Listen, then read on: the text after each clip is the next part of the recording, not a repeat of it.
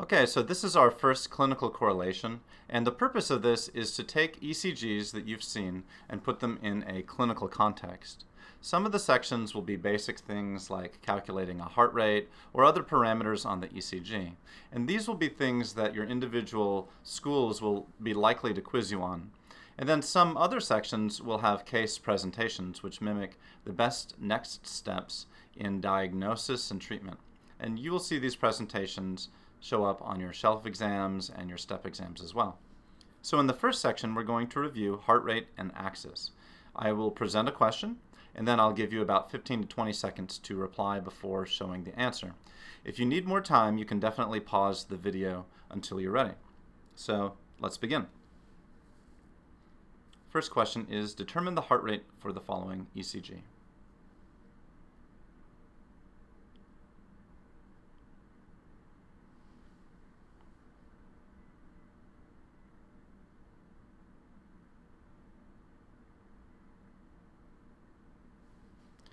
Okay, so the answer here is 120 beats per minute.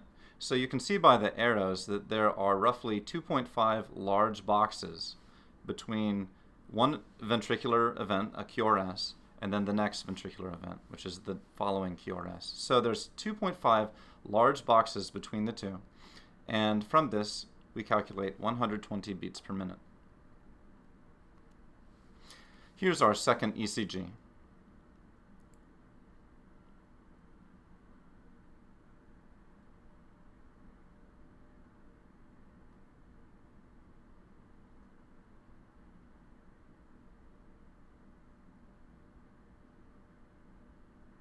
Okay, so the answer here is 60 beats per minute.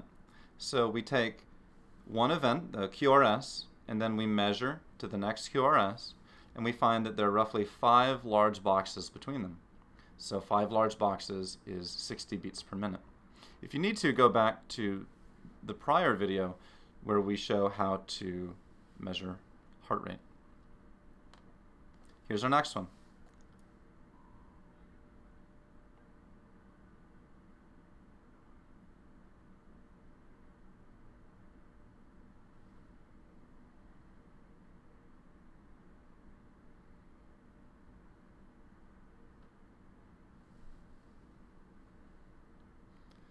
So the answer here is roughly 50 beats per minute, or 6 large boxes. And this ECG is a little bit tricky because you have varying rates in the middle of the ECG, but when you have a steady QRS that you think is the baseline heart rate, that's probably the best time to determine the baseline heart rate. And then, of course, if you wanted to, you could measure the number of QRSs per 10-second window, multiply it by 6, and then even with some variability you can find out what the per minute heart rate might be. So in this situation, 6 large boxes, 50 beats per minute. Here's the next one.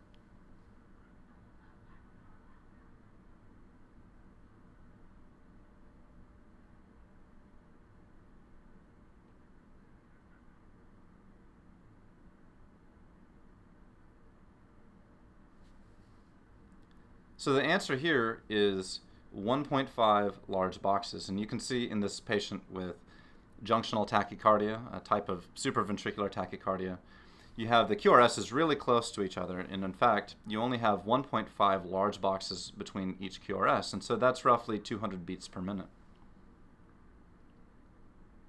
So we've seen examples of bradycardia and tachycardia. Now let's focus on determining the axis. So go ahead and determine the axis for this ECG here.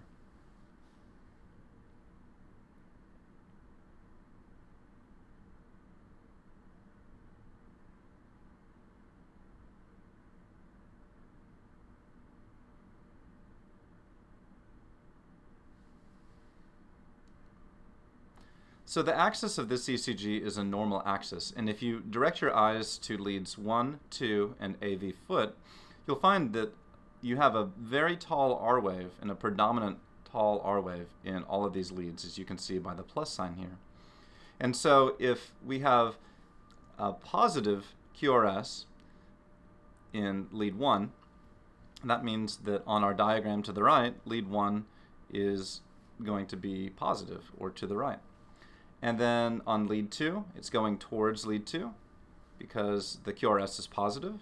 And in lead AV foot, it's going towards AV foot. And so because the axis is roughly 45 degrees, this is within the normal quadrant. So here's the second one.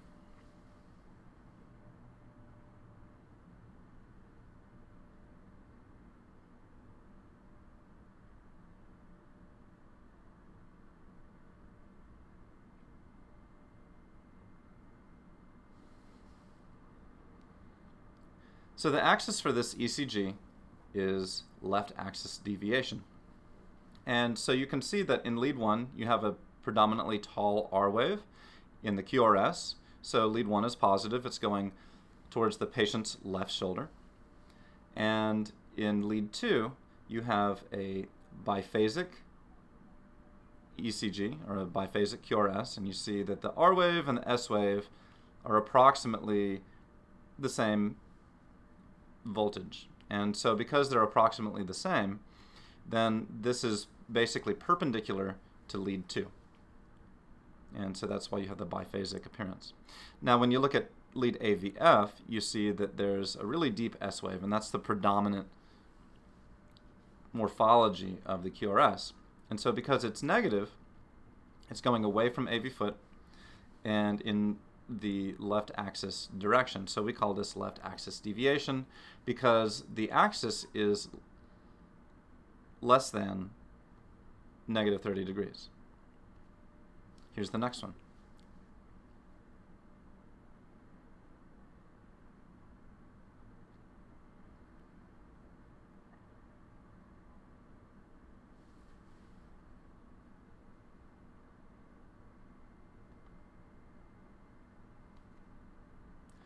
Okay, so this one is right axis deviation. So the first thing you'll see off the bat is in lead 1, you have a predominantly negative QRS, a very deep S wave. And so lead 1 is negative, and it's going towards the patient's right shoulder. The second thing you'll notice is, again, that lead 2 is somewhat biphasic, but the predominance is towards the deep S wave. And then in lead AVF, you'll see that that is predominantly positive with a slightly taller R wave than the S wave, and so it's going towards AV foot. So you put all of these together and you have right axis deviation. How about this one?